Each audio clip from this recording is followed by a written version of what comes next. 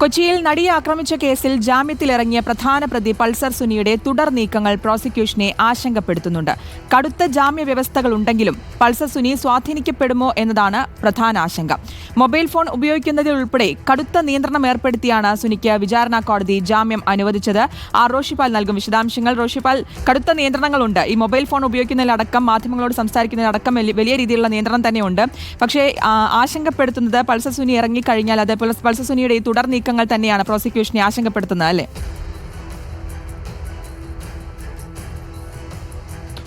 ഈ നടിയാക്രമിച്ച കേസിലെ ഏറ്റവും പ്രധാനപ്പെട്ട സാക്ഷി കൃത്യം നിർവഹിച്ച പൾസർ സുനി ജയിലിന് പുറത്തേക്ക് ഇറങ്ങുമ്പോൾ സ്വാഭാവികമാണ് ഈ അന്വേഷണ സംഘത്തിൽ അല്ലെങ്കിൽ പ്രോസിക്യൂഷനുള്ള ആശങ്ക.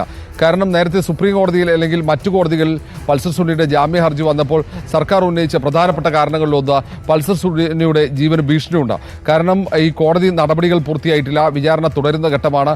ഇനി ഏറ്റവും പ്രധാനപ്പെട്ട നടപടിക്രമങ്ങൾ കോടതിയിൽ ഇനിയും പൂർത്തിയാകാനുണ്ട്. ആ ഘട്ടത്തിൽ പൾസർ സുനിക്ക് ജീവന് അപായം സംഭവിക്കാനുള്ള സാധ്യത വളരെ കൂടുതലാണ് എന്ന മുന്നറിയിപ്പ് സംസ്ഥാന സർക്കാർ തന്നെ സുപ്രീം കോടതിയിൽ നൽകിയിട്ടുണ്ട്. അതിനപ്പുറത്തേക്ക് നമുക്കറിയാം, ഈ കേസിലെ ഏറ്റവും പ്രധാനപ്പെട്ട 21 സാക്ഷികൾ ഘട്ടഘട്ടമായി പലപ്പോഴായി മൊഴി മാറ്റിയിട്ടുണ്ട്. അത് പ്രധാനപ്പെട്ട മൊഴികളാണ് അവർ മാറ്റിയതൊക്കെ.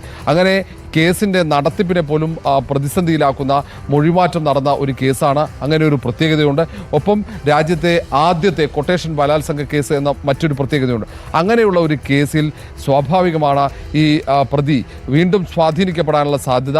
അതുകൊണ്ട് തന്നെയാണ് ഈ പ്രോസിക്യൂഷൻ്റെ ആശങ്ക വർദ്ധിക്കുന്നുണ്ട്. കാരണം ഇനിയും സമയമേറെ കിടക്കുന്നു വിചാരണ നടപടി പൂർത്തിയാക്കാൻ. ഇനിയും കോടതിയിലേക്ക് പ്രതിയെ വിളിച്ചു വരുത്തി പ്രതിയോട് ചോദ്യങ്ങൾ അത് ജഡ്ജിക്ക് ചോദിക്കാനുണ്ട്.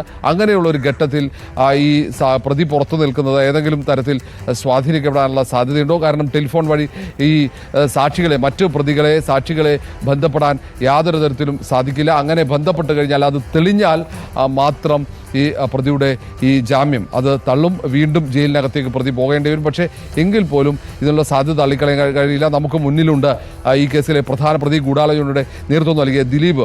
പലതരത്തിൽ സാക്ഷികളെ സ്വാധീനിച്ചതിൻ്റെ തെളിവ് റിപ്പോർട്ടർ പുറത്തുവിട്ടു, പോലീസ് കണ്ടെത്തി. എന്നിട്ട് പോലും ദിലീപിൻ്റെ ജാമ്യം റദ്ദാക്കുന്ന നടപടിയിലേക്ക് എത്തിയിരുന്നില്ല. അതുകൊണ്ട് അത് മുന്നിലുള്ള ഏറ്റവും പ്രധാനപ്പെട്ട ഒരു ഉദാഹരണമാണ്. ഏതെങ്കിലും തരത്തിൽ പൾസർ സുനി സ്വാധീനിക്കപ്പെടുമോ എന്ന ഒരു പ്രധാനപ്പെട്ട ആശങ്ക. രണ്ടാമത്തെ ആശങ്ക പൾസർ സുനിയുടെ ജീവൻ അപായപ്പെടുത്തുമോ എന്നുള്ളതാണ്. അതുകൊണ്ട് തന്നെയാണ് ഇപ്പോൾ സർക്കാർ വലിയ പ്രതിസന്ധിയിലാകുന്നത്. ഏതായാലും ഇതിൻ്റെ വിചാരണ നടപടികൾ തുടരും. വരും ദിവസങ്ങളിലൊക്കെ അത് മുന്നോട്ട് പോകും. തിങ്കളാഴ്ച വീണ്ടും വിചാരണ നടപടി തുടങ്ങുന്നുണ്ട്. 6 മാസത്തിനകം കേസിൻ്റെ നടപടിക്രമങ്ങൾ പൂർത്തീകരിച്ച് വിധി പ്രസ്താവിക്കുമെന്ന പ്രതീക്ഷയും കണക്കുകൂട്ടലുമാണ് ഇപ്പോൾ അന്വേഷണ സംഘത്തിനുമുള്ളത്.